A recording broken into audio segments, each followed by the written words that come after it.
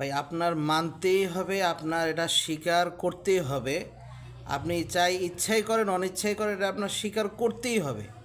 আপনি আপনার পরিবারে, আপনি আপনার সমাজে, আপনি আপনার রাষ্ট্রে যদি শৃঙ্খলার জীবন চান, শান্তির জীবন চান, তাহলে ইসলামী শরিয়ার বিকল্প কোনো কিছু নেই। এই যে আজকে সমাজের মধ্যে যত অধপতন দেখতেছেন, যত বিশৃঙ্খলা দেখতেছেন, এই যে আজকে ফেসবুক খুললেই দেখা যায় বিভিন্ন ধরনের অপকর্মের খবর, শ্বশুর তার পুত্রবধূর সাথে বা দেবর তার ভাবির সাথে, এরকমভাবে আরও নানা অপকর্ম ফেসবুক খুললেই আমাদের চোখের সামনে চলে আসে। এখানে যদি শরিয়া মোতাবেক শাস্তি কার্যকর করা হতো, তাহলে কিন্তু এটা কখনোই দ্বিতীয়বার সংগঠিত হতো না। শরিয়া কি বলে যে জেনা যদি করে, কোনো বিবাহিত পুরুষ যদি জেনা করে, তাহলে তাকে পাথর মেরে তাকে হত্যা করার নির্দেশ দিয়েছেন।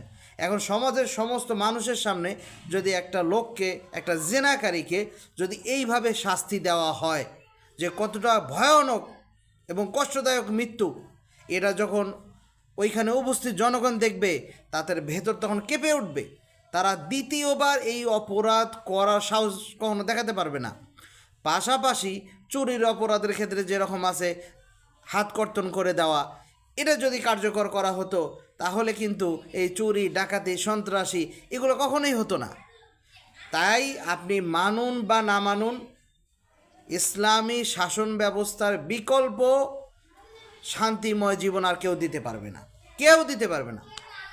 ইসলামই একমাত্র শান্তির বার্তাবাহক এবং মানুষের জীবনের পূর্ণাঙ্গ জীবন ব্যবস্থা, যা মানুষকে সুখে শান্তিতে থাকার রাস্তা দেখায়।